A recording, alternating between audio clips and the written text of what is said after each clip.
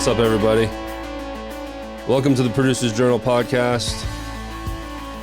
And I thought this song was really cool because it reminded me of some like classic rock / progressive, not the progressive music that you hear now, old school progressive, like Kansas, Yes, mixed in with some Boston. I thought it was cool. And I found this song actually on the YouTube audio library. And this is where I'm going to start pulling songs from because I know they're safe. So there you have it. Oh, drum part. Oh, look at. Oh, that's great. I'm going to have to listen to that song in full here after we're done here. But what's going on? Again, Producer's Journal podcast. My name is Derek. Thank you for joining me today. And today I want to talk about this new development with my business and something that I've been wanting for a long time, and that's a very strong referral partnership. And I'm finally getting some progress on that. And the company that we're partnering with is called Amaze Media Labs. And much like I was anticipating, it's a situation where two agencies are working together. One is feeding the other. One is outsourcing to the other, editing. Me being on the receiving end. And I've always really wanted that kind of relationship because one agency could feed me a lot of work from whatever podcasts they are editing. These are their clients. They're simply just outsourcing audio editing or video editing to me. Or we'll do audiograms and videograms. We'll do whatever they want. But I really saw this as an opportunity to get a lot of editing because I would say 85% of my revenue is on editing. That's where it's at for me and us at SRP. So that's something that I've always wanted because it's less work in a way too. If I have an agency feeding me audio editing from 3 to 4 different podcasts, well, those podcasts typically represent a client. A lot easier to take in one client that's feeding me a bunch of audio from various podcasts than it is to add 4 new clients. So I met this lady by the name of Hope Newman, probably 18 months ago. And she found me randomly. She just emailed me, hey, I was referred to you by so-and-so. I can't remember the name. And I have no idea who that person was. It's like they just fell from the heavens, right? So I get to meet this lady, and it's a startup for them. Amaze Media Labs at that point was new. It was a new startup, and they were looking for a producer. And I talked to them, and I met her partners. We had a couple different meetings, and everything went very good, and I gave them price sheets, everything. I thought I pitched it well. And in typical fashion, it takes forever to get things moving, and you're following up, and you're not getting any feedback back. You're like, well, I guess that didn't happen. You know the drill with clients. Have a great interview / consultation, whatever you want to call it, and ghosted. And you follow up. You try to do the follow-up weekly, and then after a month, go bi-weekly, and then after a month of that, then you go monthly, and all this, this sales formula, which I struggle with because I feel like I'm bothering people. Nonetheless, eventually I heard back, and they kind of found a different producer. And I'm like, all right, there it is, is what it is. It happens all the time. Well, then I start following them on LinkedIn, and their producer they hired was a gentleman by the name of Matt Strout, who is like an icon. I don't want to say an icon. He's a pillar of the podcast community. He used to work for, I think he helped develop Stitcher. He's produced mega podcasts, big time producer. And I was like, oh, I get it now. They wanted someone at that level. Clearly, I'm not that person. So I got it. All was good. So after a couple months, I figured, you know what? Let's reach out to them and just pitch to them. Okay, I see that you've found an awesome producer. Just wanted to throw it out there. We would love to help you with any editing that you feel you need to outsource as your client base fills up, and it might be maxing your team out. If you need a place to outsource to, I would love to have that relationship with you and in essence be an editing house for you. And they picked up on it and they wanted to schedule a Zoom call. So I did. And in that Zoom call, I met a gentleman by the name of Casey. I can't remember his last name.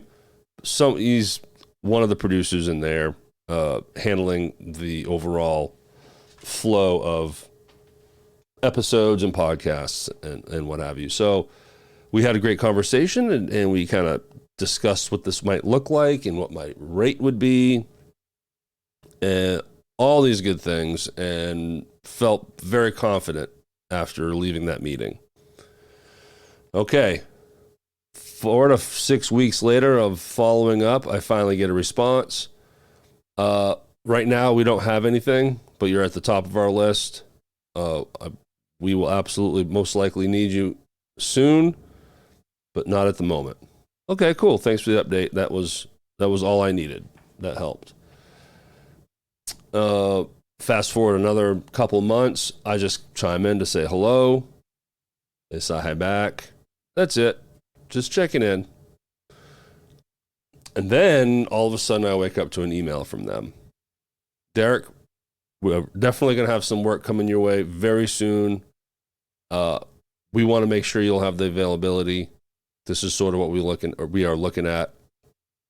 I hit back. Absolutely. We're ready to go. They're like, awesome. We'll set you up with we'll invite you into our project management platform. They use ClickUp. I use Monday, but they're all the same. And I found out ClickUp is a lot like Asana, has the same vibe as Asana. I really like it. But I'm like, man, awesome. Finally, this is going to happen. I don't hear from them for a few more weeks. Follow up again as a way to say hello, check in. And my angle on this was like, hey, just really wanted to see the status of things. I want to make sure that I have editors on board for you in hopes that would kind of,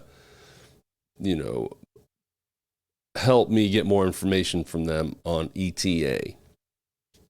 They were nice. They responded. No worries. We'll absolutely let you know ahead of time so you can get everything prepared. But it's close. The new stuff we're taking in is right at the end of the pipeline, and we will be in contact with you very soon.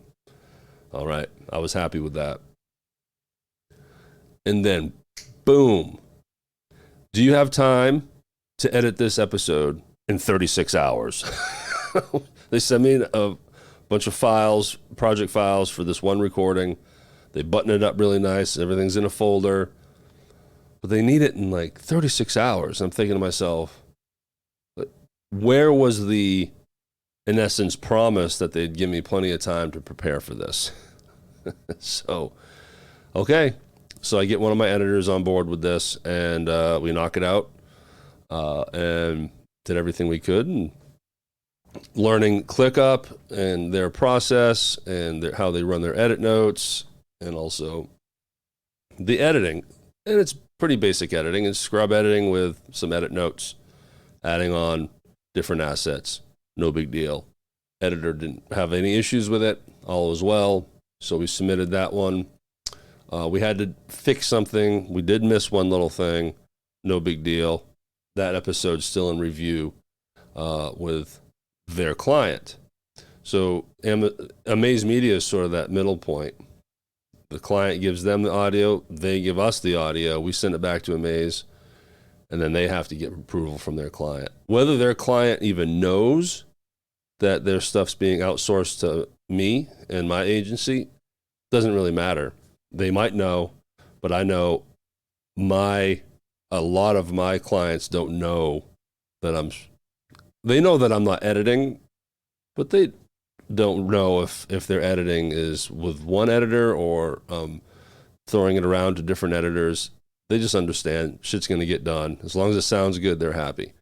Regardless of the relationship Amaze Media has with their clients, doesn't matter. All I care about is what I get, right?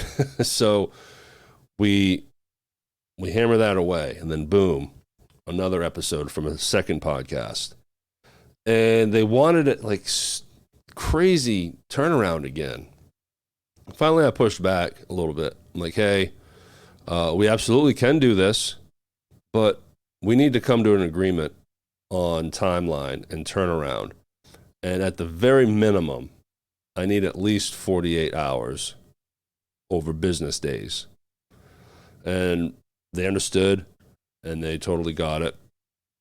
And I was grateful for that. So we got 2 days to do that one. They hit us with a third episode from a third podcast. This is a brand new podcast they're launching, so we get episode 1. And they literally sent it to me, let's say 1 o'clock yesterday as I record this.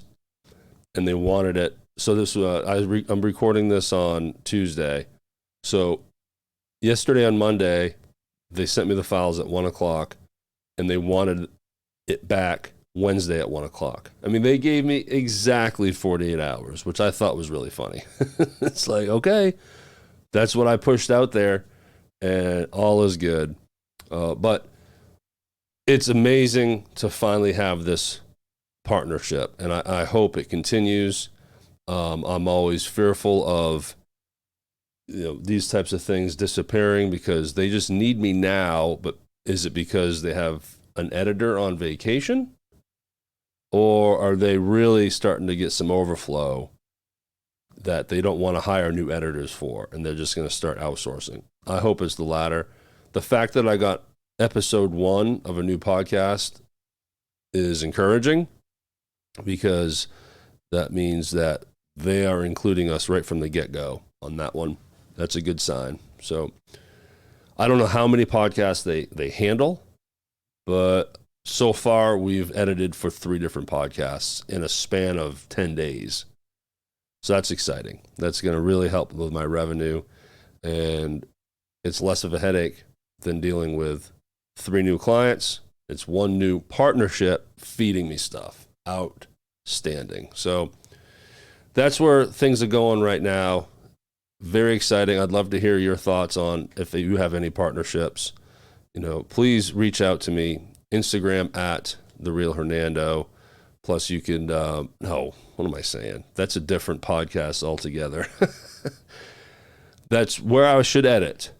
But fuck it, I'm not editing. Go to at The Producer's Journal on Instagram.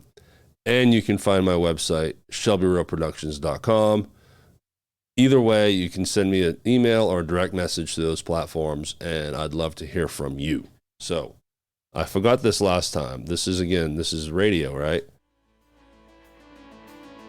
There's the epic keyboards again. I'm getting better at this. I should have been doing that call to action now over the music. But is what it is. Learning as I go. Hopefully you've made it this far. This is a new podcast, so downloads are obviously pretty low. So spread the word. Tell a friend, tell a family member, and let's grow together. So, till next time, have a great day.